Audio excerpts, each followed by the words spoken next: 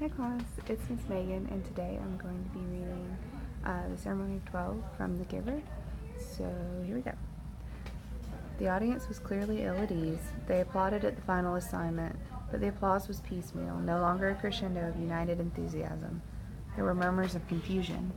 Jonas moved his hands together, clapping, but it was an automatic, meaningless gesture that he wasn't even aware of. His mind had shut out all of the earlier emotions, the anticipation, excitement, pride, and even the happy kinship with his friends.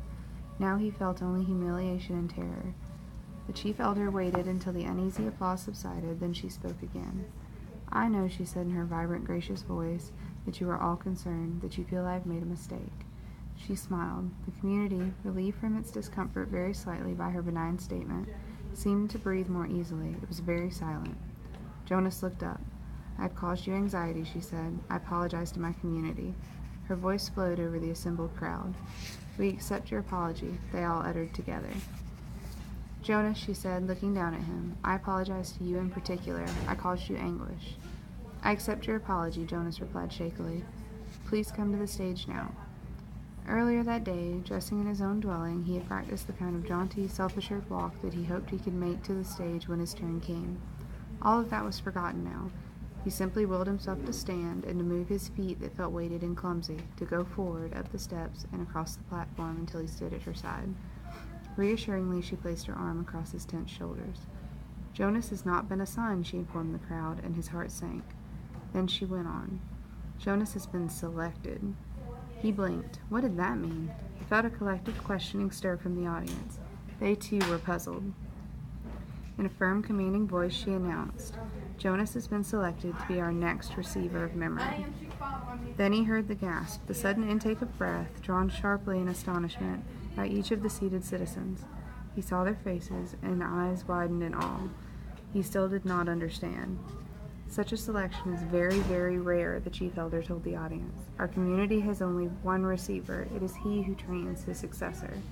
"We have had our current receiver for a very long time," she went on. Jonas followed her eyes and saw that she was looking at one of the elders. The committee of elders was sitting together in a group, and the chief elder's eyes were now on one who sat in the middle but seemed oddly separate from them.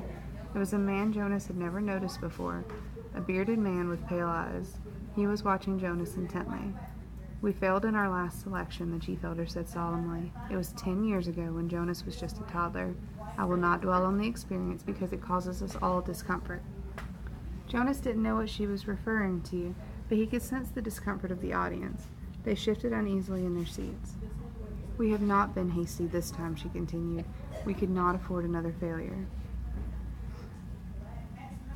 "Sometimes," she went on, speaking now in a lighter tone, relaxing the tension in the auditorium, "we are not entirely certain about the assignments, even after the most painstaking observations.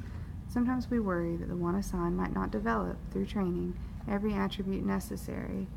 11s are still children, after all. What we observe as playfulness and patience, the requirements to become a nurturer, could with maturity be revealed as simply foolishness and indolence. So we continue to observe during training and to modify behavior when necessary. But the receiver in training cannot be observed, cannot be modified. That is stated quite clearly in the rules. He is to be alone, apart, while he is being prepared by the current receiver for the job which is the most honored in our community."